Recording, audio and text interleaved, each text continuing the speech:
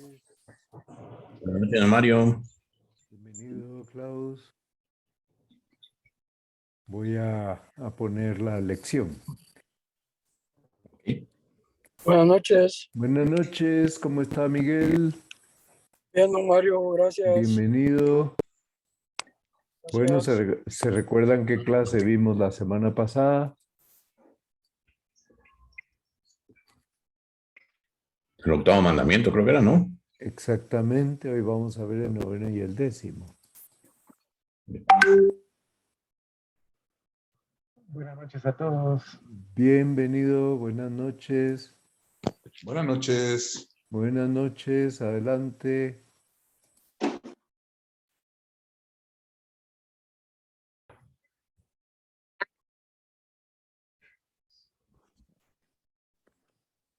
Buenas noches, don Mario.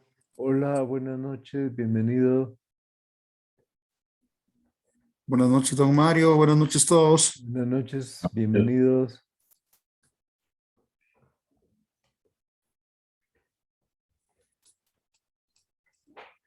Aquí estamos listos para empezar en 2 minutos. Buenas noches, don Mario. Bienvenido, buenas noches.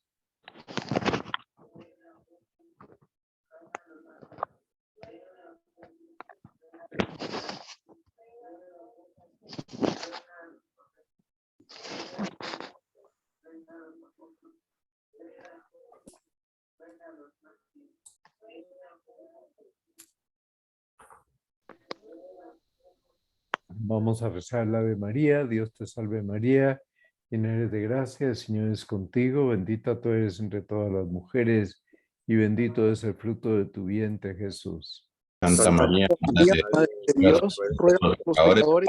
ahora en nuestra muerte. Amén. Gloria al Padre, y al Hijo y al Espíritu Santo. Por un principio, ahora y siempre, por los siglos. Por los siglos de los siglos. Amén. San Gabriel, ruega Ruega por nosotros. San Pablo, Ruega ruega por por nosotros. Muy bien, vamos a hablar entonces hoy Ruega. de el 9º y 10º mandamientos. Es decir, vamos a hablar de todo lo referente a cuidar y proteger el corazón, reservar el corazón para el amor ordenado. Entonces, hay un documento de 1995 del Pontificio Consejo para la Familia, titulado Sexualidad Humana, Verdad y Significado. Ese documento es importante tenerlo a mano, leerlo, porque lógicamente ahí van a encontrar ustedes muchas pistas para explicar a sus amistades este misterio. Bueno, por otra parte, el Catecismo de la Iglesia toca también el tema. El libro de José Miguel Ibáñez Langlois, Sexualidad, Amor y Santa Pureza, es también un libro muy adecuado para poder entender todos estos misterios. Y el documento del 22 de febrero del año pasado de la Congregación para la Doctrina de la Fe toca el tema de por qué la Iglesia no tiene ningún poder para bendecir uniones homosexuales. Entonces nos conviene mucho conocerlo a fondo porque el tema está en el candelero y porque en Alemania, pues ustedes saben que hubo obispos que cometieron ese gravísimo error. Bien, el Catecismo de la Iglesia Católica toca esta temática en los números 2514 a 2557. Y como se trata no solo de la pureza, 9º mandamiento, sino el desprendimiento de los bienes, 10º mandamiento, hay 2 homilías de San José María tituladas Porque verán a Dios y desprendimiento, donde se explica desde el punto de vista espiritual la conveniencia de dar estos pasos. Bien, el libro del Deuteronomio nos habla con toda claridad de esta prohibición en las 2 direcciones. No codiciarás la mujer de tu prójimo, 9º mandamiento, Ni desearás la casa de tu prójimo, ni su tierra, ni su siervo, ni su sierva, ni su buey, ni su asno. Ahí estamos ya en el 10º mandamiento. Ninguna cosa que sea de tu prójimo. Bien, entonces estos pecados normalmente entran por los ojos. Por eso hay que aprender a cuidar la vista. Hay que aprender aquel adagio de los padres de la iglesia que dicen que no es lícito desear, mirar lo que no es lícito desear. Bien, estos pecados son pecados internos, es decir, no tienen aparentemente ninguna repercusión exterior. Y hay tres pecados internos: los malos deseos, los malos pensamientos y el gozo pecaminoso. Por tanto, hay gente que se queda en el pensamiento, es una idea vaga, ¿verdad? No tienen ánimo de realizar aquello, pero el Señor, en contraposición, nos ha dicho: bienaventurados los limpios de corazón, porque ellos verán a Dios. Y luego ha dicho: bienaventurados los pobres de espíritu, porque de ellos es el reino de los cielos. Por tanto, toca 9º y 10º mandamiento. Bueno, llegar a esta limpieza y a esta pureza no es fácil. Ya el Señor está hablándonos del adulterio que se comete en el ámbito de la mente, de la inteligencia, cuando nos dice que el hombre que mira a una mujer deseándola en su corazón ya adulteró con ella. Por tanto, quien se confiesa de eso tiene que estar dispuesto a arrepentirse precisamente de adulterio mental. Y lo mismo ocurre para una mujer que cae en este deseo. Bueno, hay gente que piensa que no tiene ningún sentido hablar de pecados internos y piensan que eso es una cosa horrible, eso de estar calificando de modo negativo el ejercicio de la inteligencia y de la voluntad. Porque dicen, no, mientras no se concrete en una acción externa reprobable, yo puedo desear lo que sea y puedo imaginar lo que sea. Falso, falso. Porque ya Jesús en el Evangelio está señalando que ese deseo, ya sea en el ámbito sexual, ya sea en el ámbito de los bienes, es reprobable. Bueno, todos estamos llamados a la santidad. San Pablo en Gálatas 5 nos dice que cada uno sepa guardar su cuerpo en santidad y honor, no con afecto libidinoso como los gentiles que no conocen a Dios. Santidad y honor. Y en la primera de Tesalonicenses se explica que Dios no nos llamó a la impureza, sino a la santidad. Y por tanto, si hemos sido llamados a la santidad, pues se excluye la impureza como algo que nos roba la llamada a la santidad. ¿Y qué pasa con los afectos? Los afectos están en el origen de las acciones. Los afectos necesitan ser purificados porque si no se purifican, tampoco alcanzaremos la santidad. Y lógicamente, pues no es lo mismo sentir que consentir. Por tanto, cuando hay sentimientos pasionales muy fuertes, sentimientos, ¿verdad? De tipo sexual muy fuertes, pero yo no me entretengo en ellos. Entonces, mientras yo no me entretenga, aquello no pasa de ser una tentación.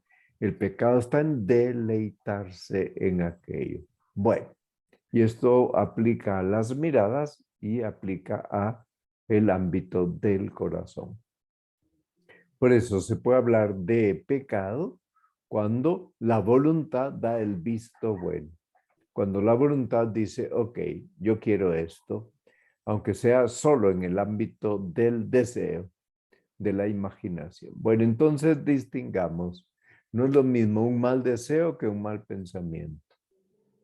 Mira, hay gente que tiene la imaginación de una acción pecaminosa y se complace imaginándola. Y hay gente que no tiene ninguna intención de realizarlo. Por tanto, los pensamientos ocurren cuando no se tiene intención de realizarlo. Los deseos, cuando uno se representa aquello y además tiene la intención de realizarlo. Pero hay un tercer grupo de actos que son aquellos en los que uno goza representándose aquel pecado que uno cometió, que cometieron otros.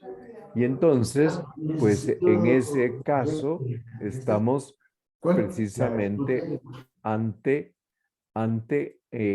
un pecado. Es como que yo repitiera el pecado por disfrutar imaginándolo. Por tanto, es como reiterar el pecado. Bien, repito que los malos pensamientos son una simple representación imaginaria de un acto pecaminoso, pero que no tengo deseo de realizar. Y que el mal pensamiento se convierte en pecado mortal si la materia es grave y si yo lo busco o me deleité en él. Obviamente, pues uno tiene que especificar si fue un mal pensamiento contra la castidad o contra la caridad. No es lo mismo. Bueno, la conciencia se podría deformar si yo admito los pecados veniales internos de manera habitual y no los combato, ¿verdad? Y admito pequeñas críticas internas y pues sí, yo no quiero difamar a nadie y por tanto yo pues no me quedo ni siquiera en pues deseando contarle esto a alguien, decirlo en voz alta, pero sí tengo un juicio crítico muy agudo. Bueno, o estoy calificando sin llegar a fijarme en detalle, estoy calificando los cuerpos ajenos. Bueno, entonces, ¿a qué da lugar esta deformación de conciencia? La persona tiene síntomas de irritabilidad, de falta de caridad, de fuerte espíritu crítico. Y piensa esa persona, a mí no me queda otra más que resignarme con las tentaciones y no lucho tenazmente contra ellas, me resigno a tenerlas. La persona que no quiere reconocer sus pecados internos busca la manera de justificarlos, busca la manera de encubrirlos y poco a poco confunde cada vez más su propia conciencia. Va creciendo su amor propio, van naciendo inquietudes, se va haciendo más costosa la humildad, se va haciendo también más difícil tener un arrepentimiento sincero, puede terminar uno en el odio a Dios o en una tibieza en que me da igual y en que pues consiento, cedo porque no es pecado grave. Puedo llegar a exagerar la importancia que doy en mi corazón al bienestar material y eso por encima de cualquier otro valor. Y eso no significa que yo haya progresado mucho. No, le doy mucha importancia a estar físicamente cómodo, mucha importancia a tener la panza llena para tener el corazón contento, ¿verdad? Le doy mucha importancia pues, al aire acondicionado, si es que lo tengo, o pues a cubrirme suficientemente, pasándome de rosca cuando hay frío, ¿verdad? Entonces digamos que el bienestar material por encima de todo lo demás. ¿Qué indica eso? Que me voy empequeñeciendo cada vez más y voy envileciéndome, porque mi dignidad está precisamente en que soy la única criatura, el ser humano, llamada a la vida eterna como hija de Dios. No hay ninguna otra criatura en el mundo que esté llamada a la vida eterna como hija de Dios. Bueno, y el 10º mandamiento lleva consigo el propósito de desterrar del corazón la envidia. ¿Y cómo se destierra esta tristeza? por el bien del prójimo. Pues no hay otra manera más que cultivando la benevolencia, el querer bien a los demás. Ya saben ustedes que de la envidia se pueden derivar muchos pecados. Uno puede caer en el odio, puede caer en hablar mal, en estar murmurando, o incluso en pues, hablar mal a las espaldas de las personas. Puede caer en una desobediencia ante los planes de Dios, ante los mandamientos. Entonces, este rechazo de la caridad que lleva consigo la envidia, solo tiene una solución: querer bien a los demás, humildad. Entonces, si yo deseo el bien a los demás, esto es una manifestación de que los amo. San Pablo nos dirá en la carta a los Efesios: siempre humildes y amables, pacientes, tolerantes unos con otros en amor. Bueno, entonces no es fácil vivir la virtud de la humildad, porque la humildad se encuentra siempre con ese tropiezo, el orgullo.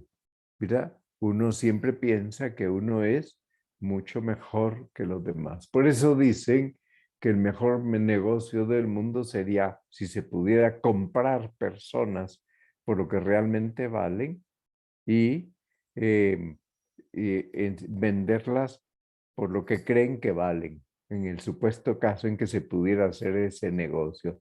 Todos creemos que valemos mucho más de lo que realmente somos. Bueno, entonces el pecado, en resumen, siempre es un rechazo a Dios, porque de alguna manera he preferido una criatura en el lugar de Dios.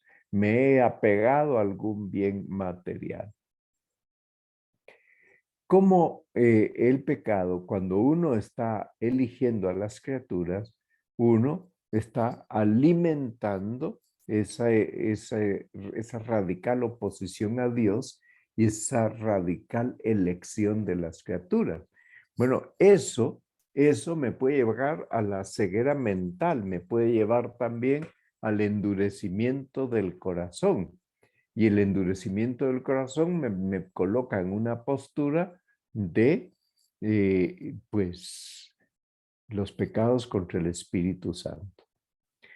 San Juan dice en su primera carta que si alguien tiene bienes y ve que su prójimo necesita ayuda y le cierra el corazón, San Juan cuestiona que sea verídico el amor a Dios que dice tener esa persona. Entonces, ¿qué pasa cuando yo amo desordenadamente los bienes materiales? Que es imposible que yo tenga una auténtica vida cristiana, porque ya Jesús ha dicho que no se puede servir a dos señores, a Dios y a las riquezas. Y por tanto, como eso no se puede, tengo que ordenar mi afán por los bienes materiales. Por eso es que el 9º y el 10º mandamiento están considerando todos los mecanismos íntimos que están en la raíz de los pecados contra la castidad y contra la justicia. Y en un sentido amplio, 9º y 10º mandamiento consideran los mecanismos íntimos que están detrás de cualquier pecado. Pero estos dos mandamientos nos invitan a adquirir un hábito que se llama rectificar la intención, purificar las intenciones, purificar el corazón.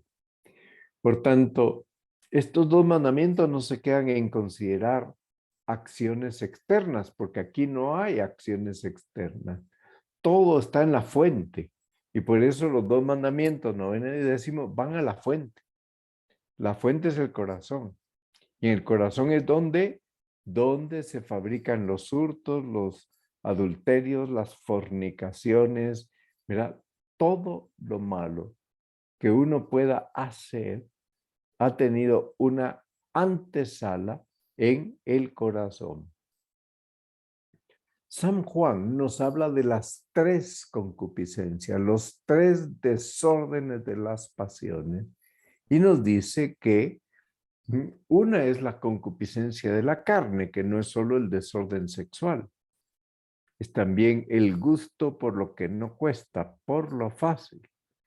Otra es la concupiscencia de los ojos. Yo solo valoro lo que yo puedo tocar, lo que yo puedo oler, lo que yo puedo sentir, lo que yo puedo oír. Y la otra concupiscencia, que es la más difícil de todas, es el engreimiento general que me lleva a despreciar cualquier consejo que me quieran dar, cualquier corrección que yo podría recibir. Bueno, entonces, volviendo al noveno. El noveno se refiere a dominar la concupiscencia de la carne y el décimo a dominar la concupiscencia de los bienes ajenos. Ambos lo que están haciendo es prohibir que nos dejemos arrastrar por esas dos concupiscencias de una manera voluntaria y además consciente. ¿En qué consisten estas concupiscencias? En la lucha que la carne sostiene contra el espíritu. ¿De dónde proceden? De la desobediencia del primer pecado. Y una vez que caímos en el primer pecado, no hay nadie excepto Jesús y la Santísima Virgen que esté exento de las concupiscencias, de las malas inclinaciones. Bien, en sí misma la inclinación al mal no es pecado. Lo que es pecado es no someter esas inclinaciones a la razón iluminada por la fe. La gracia nos empuja a someter esas concupiscencias a la razón. Y cuando uno ya las impregna de racionalidad, uno mismo las desecha, porque tiene la gracia de Dios para desecharlas. Bien, cuando uno olvida que existe la concupiscencia, termina pensando que todas las tendencias que experimenta son naturales y que no hay ningún mal en dejarse llevar por las concupiscencias. Eso es un desorden. Entonces, fíjense ustedes cómo hay personas que piensan que, pues, si mi tendencia fuera, mi inclinación fuera a ponerme violento contra los demás, dirían, eso sí es pecado. Pero esas mismas personas no piensan lo mismo cuando resulta que se sienten inclinados al desorden sexual. ¿Por qué? Pues porque el desorden sexual es gratificante desde el punto de vista del placer. Bien, por eso esas personas que piensan que en el ámbito sexual no hay nada malo en dejarse llevar por lo que consideran y califican estímulos naturales, piensan que sí está muy mal dejarse llevar por la violencia en el deseo o en los actos. Bueno, entonces este noveno mandamiento nos lleva a comprender que la concupiscencia tuerce nuestra naturaleza y que las cosas que la concupiscencia nos quiere hacer ver como naturales, esas cosas frecuentemente son consecuencias del pecado que hay que dominar. Y por tanto, si son consecuencia del pecado, pues yo no puedo dejarme arrebatar por aquellas cosas torcidas porque yo sé que son consecuencia del pecado. O que podrían ser, pues el afán inmoderado de riquezas también es consecuencia del pecado. La codicia es consecuencia del pecado y por tanto el gobierno de esos afanes es parte de mi lucha por la santidad. Cuando Jesús habla de bienaventurados los limpios de corazón porque ellos verán a Dios, ¿qué nos está diciendo? Que con la ayuda de Dios podemos tener limpio el corazón de malos deseos referentes a la impureza. Por eso cuando el episodio de la mujer sorprendida en adulterio, que los escribas y fariseos le dicen a Jesús que Moisés ya señaló que a esas mujeres lo que había que hacer era lapidarlas, la pregunta es, ¿y tú qué dices? Y la respuesta de Jesús es ponerse a escribir en el suelo. Y como insisten, llega un momento en que dice, bueno, Si alguno de ustedes está libre de pecado, que tire contra ella la primera piedra. Los llama a examinar sus intenciones en el corazón. Y se van todos. Y solo que se queda Jesús. Bien, ¿qué conseguimos? ¿Cómo conseguimos esta pureza? Sin la gracia no podríamos. Sin la gracia tampoco podríamos ejercitarnos en la virtud de la castidad. Entonces, la castidad, la pureza de intención, la pureza de la mirada, sin oración no se puede. Tenemos que ser hombres que buscan el apoyo de la oración, si no, no vamos a conseguirlo. Bien, hay gente que piensa que su deseo de felicidad solo se satisface con los bienes temporales, pero la pura realidad es que uno, cuando piensa las cosas despacio, se da cuenta que por muchos bienes temporales que posea, su deseo de felicidad nunca se consigue saciar, satisfacer, y que por tanto no son los bienes materiales los que nos proporcionan la felicidad. Cuando Jesús habla de que ellos verán a Dios, nos está prometiendo que poseerán a Dios. Es decir, que vamos a obtener a Dios, vamos a ver a Dios y de Él obtendremos todos los bienes, el mayor de los bienes que se puedan imaginar. Entonces, los bienes materiales son medios para alcanzar la vida eterna, para servir a Dios y a los demás.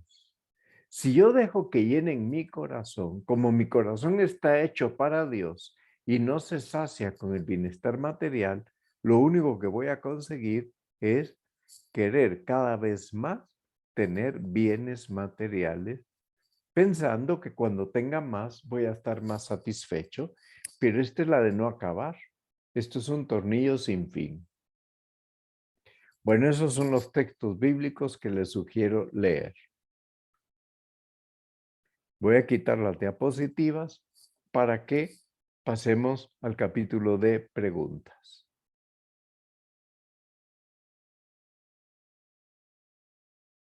Todo lo que quieran preguntar, aquí estoy a la orden.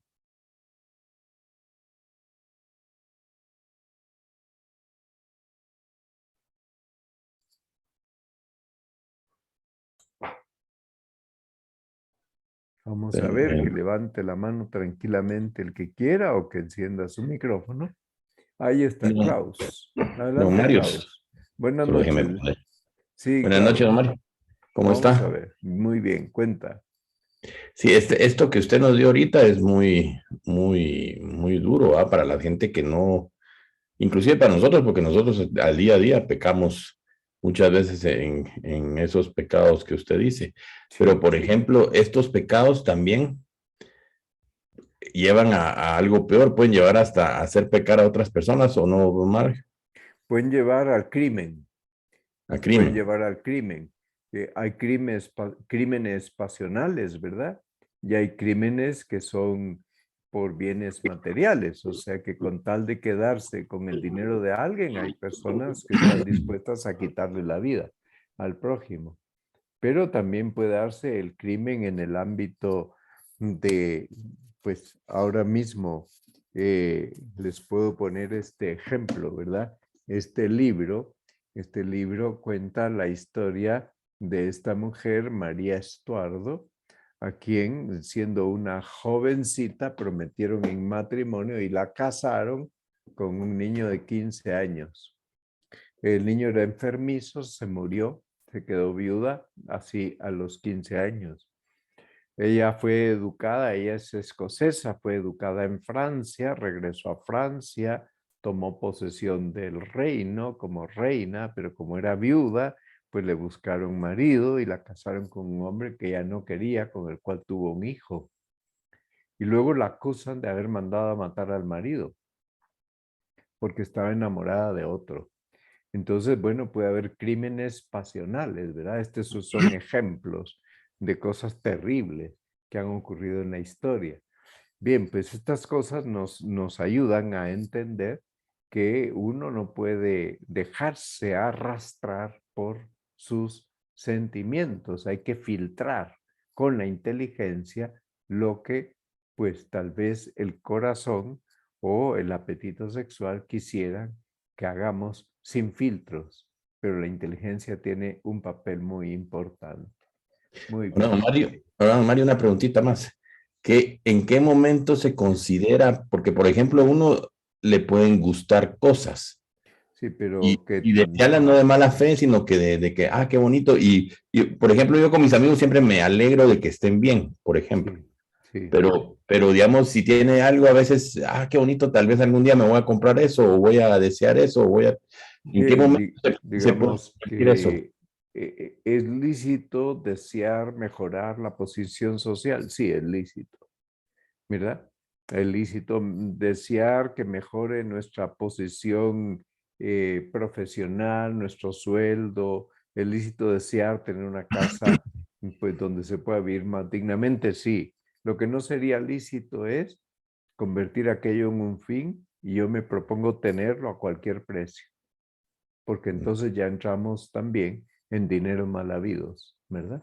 Ok, muy bien. Alguien pregunta por el chat que hay alguna teoría que justifica, dice, que hay una corriente científica que expone que el ser humano antropológicamente es polígamo y por ende ahí se justifica, dice la pregunta, el pecado de las infidelidades entre las parejas y el matrimonio.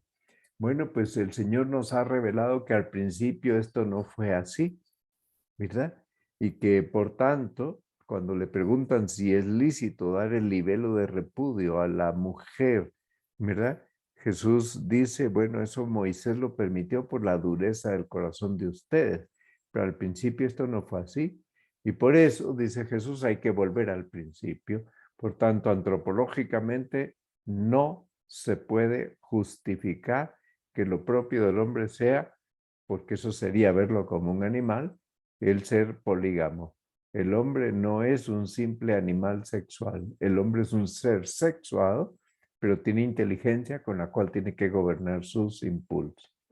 Muy bien. Pablo Fernández tenía una pregunta. ¿Sí, Pablo?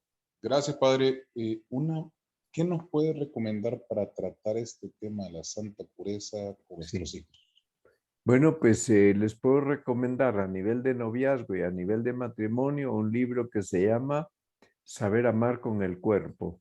El autor de ese libro es Mikkel Godson Santa María. Saber amar con el cuerpo. Luego les puedo recomendar leer despacio lo que dice el Catecismo de la Iglesia, de 9º y 10º mandamiento. Cuando alguien pregunta si tener malos pensamientos impiden comulgar, solo si uno los consintió, si no, no. O sea, un mal pensamiento puede atravesar por mi cabeza como puede atravesarse un burro por la calle, ¿verdad? Yo hago al burro a un lado, pero no me entretengo con el burro. Bueno, pues más o menos es el equivalente. No me entretengo con el mal pensamiento y por tanto puedo comulgar si no me deleité en él. Ok, y el otro libro del que les hablaba es un poco más filosófico, que se llama Sexualidad, Amor y Santa Pureza, escrito por José Miguel Ibáñez Langlois. Explica muy a fondo estas cosas. Muy bien. Ese primer libro, padre, perdón, ¿es para leerlo nosotros, para comenzar con nuestros hijos o para brindárselo a nuestros hijos? Ese primer libro que les dije, que se llama Saber amar con el cuerpo, es muy recomendable para los novios y los que se van a casar y los que ya están casados. ¿Por qué? Porque el cuerpo tiene una misión muy importante para expresar el amor con orden. Es decir, el lenguaje del cuerpo está encaminado a expresar lo que el alma siente en un clima de respeto exquisito por la otra persona. Esto que solo es propio del matrimonio, conviene que lo sepan los novios, porque si no, se hacen fantasías, sobre todo quien ha visto pornografía, pues tristemente cae en una visión totalmente fantasiosa de la realidad. Porque no tiene nada que ver la pornografía con la entrega del hombre a la mujer en el matrimonio. Por tanto, Muchas leer gracias. ese libro es muy importante. ¿De acuerdo? Yo suelo recomendarlo a los que se preparan para el matrimonio. Pero creo que es muy conveniente que lo lean los que ya están casados si no lo han leído. Muy bien. Ahora, si lo van a recomendar a los hijos, mejor lo leen antes, ustedes. Luego está el libro de Teología del Cuerpo, maravilloso, de Juan Pablo II.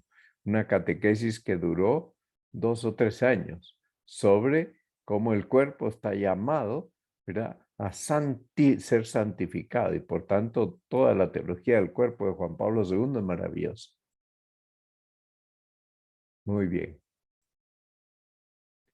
Bueno, pues yo creo que hemos dado un buen repaso a este tema. Si Dios quiere, pues la próxima semana vamos a entrar a hablar de la liturgia y los sacramentos.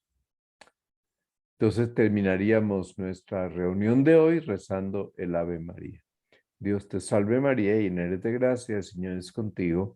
Bendita tú eres entre todas las mujeres y bendito es el fruto de tu vientre, Jesús. Santa María. Madre de Dios, ruega, Señora, por nosotros los pecadores, ahora en la hora de nuestra muerte. Amén. Gloria al Padre y al Hijo y al Espíritu Santo, como en un principio, ahora y siempre, por los siglos de los siglos. Amén. San Gabriel, ruega por nosotros. San Pablo, ruega por nosotros. Santa María, esperanza nuestra, asiento de la sabiduría, ruega por nosotros. Bueno, que tengan muy buena noche, que descansen, que Dios les bendiga. Nos vemos. Buenas noches. Don Mario. Adiós. Buenas Buenas noches, don Mario. Adiós a todos. Que descansen.